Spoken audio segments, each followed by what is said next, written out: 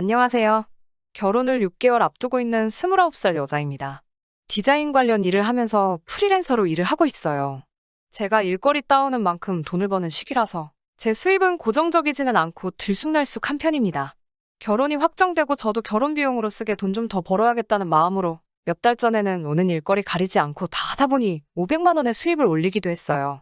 그만큼 벌 수도 있다는 사실을 처음 알았네요. 평균적인 벌이는 한 달에 100만 원에서 300만 원 정도로 말씀드린 대로 높낮이가 굉장히 큰 편이에요. 수입이 안정적이지 않은 대신 제가 자유롭게 제 일정을 조절할 수 있는 큰 장점이 있어서 오라는 회사는 많지만 계속 프리랜서로 일을 할 계획이에요. 나중에 아이가 생기게 된다면 그만큼 아이에게도 시간을 투자할 수 있고 신랑이 퇴근하고 집에 오면 바통 터치를 하고 제가 일을 더 할 수 있으니까요. 저와 결혼할 예비 신랑도 전업 투자자라서 안정적인 고정 수입은 없는 편입니다. 뜻이 맞는 사람들끼리 모여서 사무실을 차려서 거기서 모여 장이 마감하기 전까지는 그곳에 머물며 투자를 하고 있어요. 주식이 도박이나 다름없다고 신랑감으로는 별로라는 사람들이 많지만 예비 신랑은 최근에 방송에서 인터뷰를 해갈 정도로 실력이 있는 사람입니다. 수익률도 굉장히 좋아서 당장 웬만한 월급 받는 회사원보다는 많이 벌고 있습니다.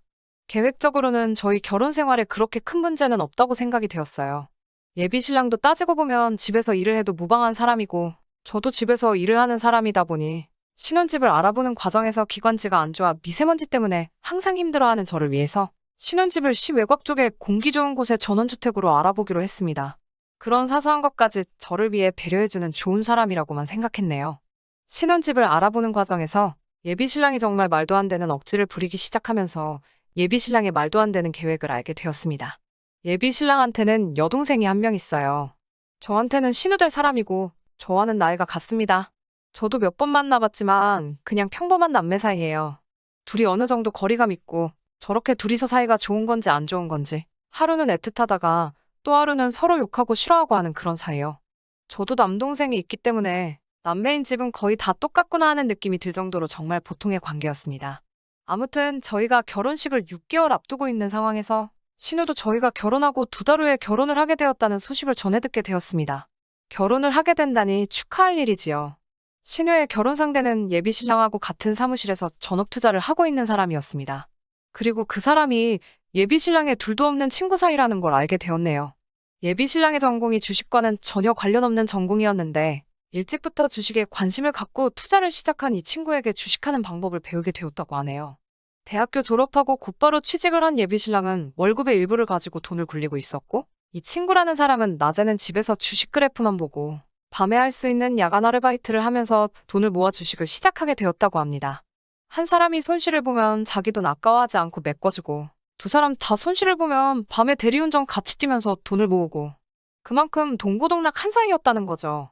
두 사람의 포트폴리오가 회사를 그만두고 전업으로 투자를 해도 충분히 먹고 살 만큼이다라는 확신을 갖게 되었을 때 예비 신랑도 회사를 그만두고 나와서 전업 투자자가 되었고 둘이서 힘을 합쳐서 사무실을 차리고 뜻맞는 사람들끼리 낮에 모여서 주식 투자를 하게 된 거라고 하네요. 시작한 지는 몇 년 되지 않았는데 업계에서 두 사람이 실력 있는 사람이라는 소문이 나게 되면서 방송국에서 나와 두 사람 인터뷰도 해가고 조금 유명해지게 되었답니다. 아무튼 그만큼 막역한 친구가 가족이 된다는 사실에 예비 신랑은 굉장히 기뻐했어요. 저도 서방님 될 사람이 예비 신랑의 친구라는 사실이 나쁘다는 생각은 들지 않았습니다. 그만큼 둘이 사이가 좋으면 나중에 집안에 문제가 생겨도 서로 힘을 합치겠다는 생각을 했거든요. 저희가 구하는 집이 도심에서 한참 벗어나 외곽에 있는 전원주택이었기 때문에 집값이 서울의 아파트 구하는 것에 비하면 많이 들지 않았습니다. 그런데 어느 순간부터 집을 보러 다닐 때마다 예비 신랑은 집이 좀 작다, 방이 3개밖에 안 돼서 별로다 하는 식으로 보러 다니는 집마다성에 차지 않아 하더라고요. 당장 결혼하자마자 아이를 가질 것도 아닌데 집 크기에 집착을 하는 모습이 의아했습니다.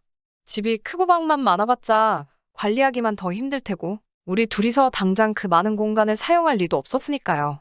너무 집 크기에 욕심부리지 말고 형편에 맞게 또 용도에 맞게 집을 찾아보자고 했어요.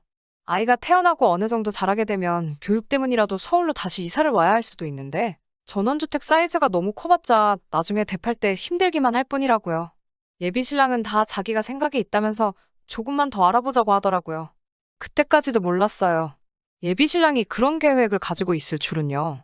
얼마 전 보고 온 집 중에 방 4개가 딸리고 마당에 또 작게 컨테이너 박스로 집처럼 꾸며놓은 곳을 보고 그 집이 마음에 든다면서 그 집으로 무조건 해야겠다고 우기기 시작했습니다. 저는 별로였거든요. 무엇보다 구조가 이상했어요.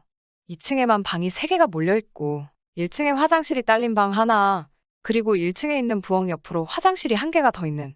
그 집에서 살게 되면 화장실이 딸린 1층 방을 쓰게 될 텐데, 그러면 위층에 있는 방 3개는 어지간해서는 쓰게 되지도 않고 빈 방으로 두게 될 텐데 말이에요.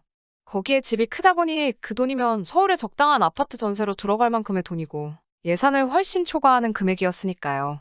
그런 이유로 저는 그 집이 마음에 들지 않는다고 싫다고 말하니 예비 신랑이 그제서야 큰 집을 보러 다닌 이유를 말해주네요. 신혼애랑은 벌써 이야기가 다 끝났다고 말하며 이 집에서 신혼애 부부랑 같이 살자고 합니다. 저는 당연히 말도 안 되는 소리 하지 말라고 했어요. 완벽하게 분리된 공간도 아니고 방이 4개면 뭐하냐고. 주방이랑 거실도 같이 쓰게 될 테고 생활 동선이라는 게 있으니 분명히 겹치게 될 거고 자주 마주치게 되면 내 집에서 편하게 쉰다는 느낌도 안 날 거라고요. 이게 무슨 대학 시절에 룸메이트 구하는 것도 아니고 앞으로 우리가 살게 될 신혼집인데 다른 사람도 아니고 신혼애 부부와 같이 산다는 게 무슨 소리냐고요. 그리고 신혼애랑은 이미 이야기가 끝났다는 건 또 뭐냐고 물어봤어요. 예비 신랑은 당당하게 친구도 벌써 그렇게 하자고 했다고 말하면서 외곽에서 살게 되면 사무실 출근하는 게 힘들어질 테니 마당에 있는 컨테이너에다가 사무실 차려놓고 거기서 낮 동안 둘이 일하면 되겠다고 좋아하더라고요. 신우도 저와 동갑이고 신우 남편 될 사람도 자기랑 친구고 서로 모르는 사이도 아니지 않냐. 그러면 넷이서 서로 친구나 다름없는 건데 같이 살면서 맛있는 것도 먹으러 다니고 마당에서 고기 구워 먹고 그러면 얼마나 재밌겠냐고. 지금이야 불편하다고 생각할 수도 있겠지만 자기가 볼 땐 불편한 거 하나도 없다. 너무 나쁜 점만 보지 말고 좋은 점도 봤으면 좋겠다. 뭐 이런 식으로 말을 하네요. 방이 4개니까 당장 아이가 태어나도 아이방으로 할 수 있지 않느냐. 한 집에서 두 가구가 사는 거니 집안일도 분담해서 할 수 있고 집도 해진 곳에 있어서 위험할 수도 있는데 둘이서 사는 것보다 넷이서 사는 게 안전하지 않느냐. 이딴 식으로 말도 안 되는 억지를 부리며 장점 같지도 않은 장점을 늘어놓으면서 저를 현혹시키려고 하는데 정말 어이가 없어서 말도 안 나오더라고요. 일단은 저는 그렇게 살기는 싫다고 했어요. 예비 신랑은 저보고 너무 예민하고 깐깐하다고 앞으로 불편할 것만 생각하면 신은혜랑 같이 안 살아도 우리 둘이서도 부딪힐 일이 있을 건데 뭘 그렇게 따지냐 이런 말이죠. 나무를 보지 말고 숲을 보라고 하네요. 당최 그게 뭔 소리인지도 모르겠고 저는 죽어도 그렇게 살고 싶지는 않다고 했어요. 그렇게 며칠 연락 없이 지내다가 예비 신랑한테 문자가 왔는데 이 집은 어떻냐고 말하면서 인터넷으로 본 사진을 저한테 보내네요. 저는 같이 사는 거 포기하겠다고 사과하는 줄로만 알았는데 보내준 집도 역시 방 4개짜리네요. 애초에 외곽에 신혼집 차려서 같이 사는 걸 빼고 보더라도 신혼애와 같은 아파트 단지 내에 살고 있다는 상상만 해도 저는 벌써 불편하기만 한데 예비 신랑 말처럼 제가 너무 예민한 걸까요? 정말 답답하기만 하네요. 후기 보내드립니다.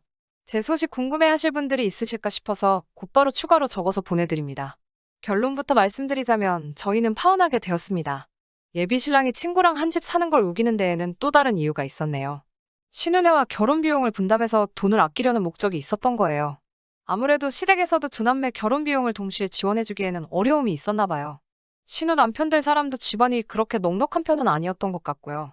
그러니 셋만 알고 저만 모르는 상황에서 두 집안끼리 돈을 모아 한 집을 구해 같이 사는 게 어떻겠냐는 말이 나왔던 거예요. 예비 신랑이 떠오르는 신의 투자자라는 호칭을 달고 있다고 해도 주식으로 괜찮은 수입이 나기 시작한 지도 얼마 안 되었고 그동안 사무실 월세며 그런 것도 다 모아놓은 돈에서 까먹고 있었나 봐요. 아이 태어날 때까지는 빈방 하나 사무실처럼 꾸려놓고 사무실 월세 나가는 것도 아끼고 여러 가지로 자기들 편한 쪽만 생각했던 거예요. 어차피 출퇴근 안 하는 전업 투자자들이니까요. 차라리 잘 된 것 같습니다. 그동안 마음고생하면서 저도 생각을 고쳐보려고 노력했지만 도무지 신은혜와 같이 한 집에서 살게 되는 것만큼은 용납이 되지 않았는데 이런 사실을 알게 되면서 끝까지 신은혜와 같이 살자고 하는 예비 신랑의 말에 저는 파혼까지 결심하게 되었으니까요. 서로 그렇게 죽고 못 사는 사이니 저 빼고 셋이서라도 같이 살게 될 줄 알았는데 그건 또 아니더라고요. 예비 신랑은 계속 부모님 집에서 머물 것처럼 보이고 신은혜는 따로 집을 구해 나간다고 합니다. 외곽에서 신은혜랑 같이 살면서 새로 결혼할 여자 찾는 게 불가능이라고 생각했나 봐요. 애초에 처음부터 저와는 결혼하기로 정해진 거나 마찬가지니 저라면 이해해줄 거라고 저를 아주 우습게 봤던 거예요. 신은혜랑 같이 살면 그게 자기한테 불리하다는 사실을 이미 알고 있었다는 말이죠. 결국 신은혜랑은 같이 안 살기로 했다고. 이제 우리 둘 사이에 아무런 걸림돌이 없으니 우리 다시 시작해보자고 연락을 해오면서 이 사실을 저에게 다 말해주더군요. 평생 땅을 치고 후회하고 살라고 말하고 저는 너랑은 다시 만날 생각이 없다고 말해줬어요. 그렇게 좋으면 시댁에서 신혼 한 편 처가살이 시키며 같이 살면 되는 거 아니냐. 그게 어려우면 신혼의 신혼집에 들어가 살지 그랬냐. 그렇게 온 가족이 오손도손 사는 게 네 소원 아니었냐 따지니. 꿀먹은 벙어리 마냥 아무 말도 못하고 있는데 참 속이 시원했어요. 결혼하기 전에 말해준 부분은 참 고마워해야 할 것 같네요. 아니었으면 옴짝달싹 못하고 신은혜랑 같이 살림 차려서 살 뻔했으니까요. 후기 기다려주시고 걱정해주신 분들께 모두 감사드립니다. 제 사연은 이렇게 마치도록 하겠습니다. 끝까지 들어주셔서 감사합니다. 오늘의 사연은 여기까지입니다. 구독과 좋아요, 알람 설정 부탁드리고 더 좋은 사연으로 다시 찾아뵙겠습니다. 감사합니다.